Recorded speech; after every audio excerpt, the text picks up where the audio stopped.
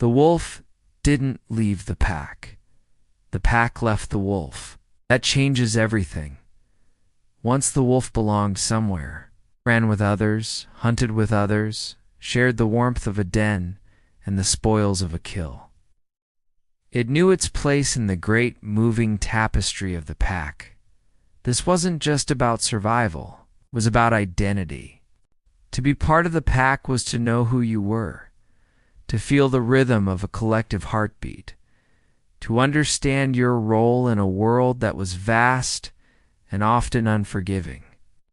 For a very long time, the wolf believed this bond was permanent, that loyalty was a promise etched in stone, something that time itself couldn't erode.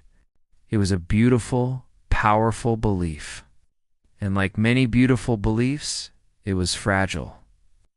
Time began to work its slow, relentless magic on the wolf. Not on its spirit that remained as fierce and loyal as ever, but on its body. The explosive burst of speed it once had was now a steady, measured stride.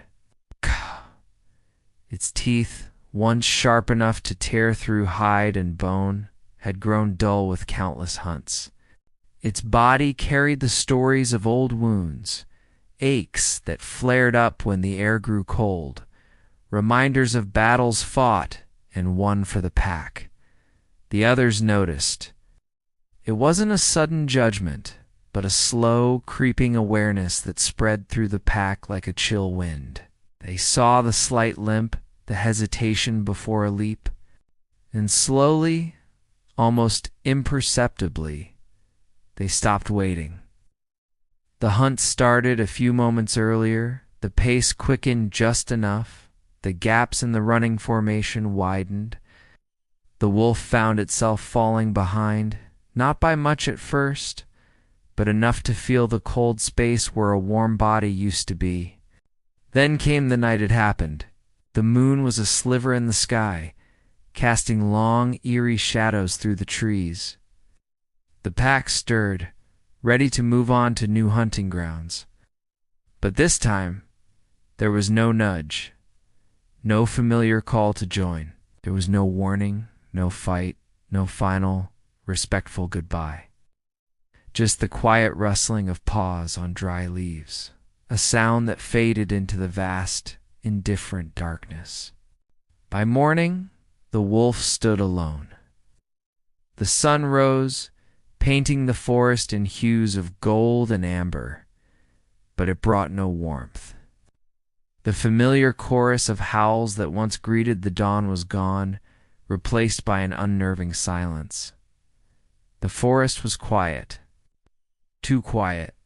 It was the kind of quiet that doesn't just fill your ears, but seeps into your bones. A silence so profound it feels like the whole world is holding its breath, waiting for something that will never come. Hunting alone was a brutal re-education.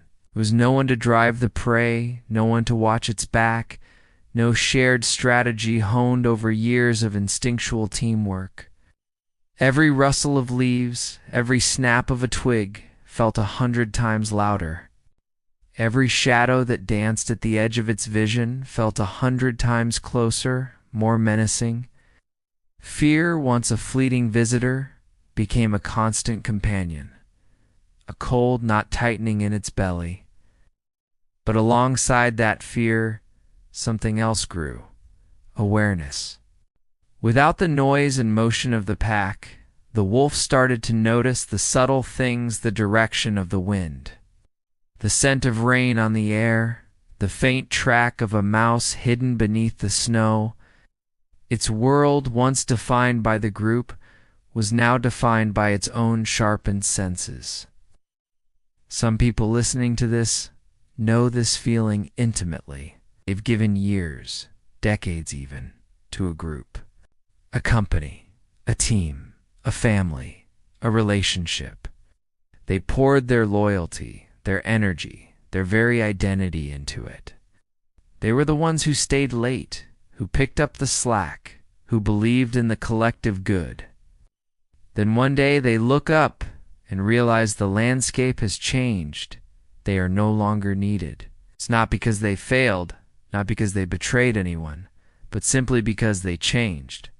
They got older, or their skills became outdated, or the group's priorities simply shifted without them. It's a silence that follows that realization.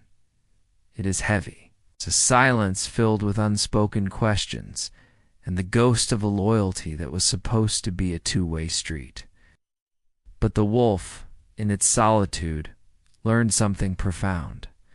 Without the constant momentum of the pack, it learned to truly listen to the world around it. It moved with a new kind of care, a deliberate, patient grace. Every step had a purpose. It wasted nothing, not a single ounce of energy, not a single scrap of food. The raw, explosive strength of its youth hadn't disappeared. It had transformed. It had become resilience. It had become wisdom. It was the strength to endure, the strength to survive, not with brute force, but with intelligence and an unbreakable will. And here's the most important part of the wolf's story. It didn't beg to be taken back. It didn't waste its days howling in grief for what was lost. It didn't chase after the memory of the pack, a ghost receding into the horizon. It accepted the new reality. It adapted. It learned to be a different kind of wolf, a solitary hunter, a master of its own domain. Because dignity matters, even in the raw struggle for survival. There is a quiet power in refusing to be defined by what left you behind, in choosing to build a new life from the ground up on your own terms. Ow. In the end, the wolf was alone. But it was not empty. It carried its scars, yes, but it also carried the wisdom they had taught. It understood that some losses don't break you. They simply remove what was never truly meant to stay. They clear the path for a new kind of strength to emerge, a strength that is entirely your own.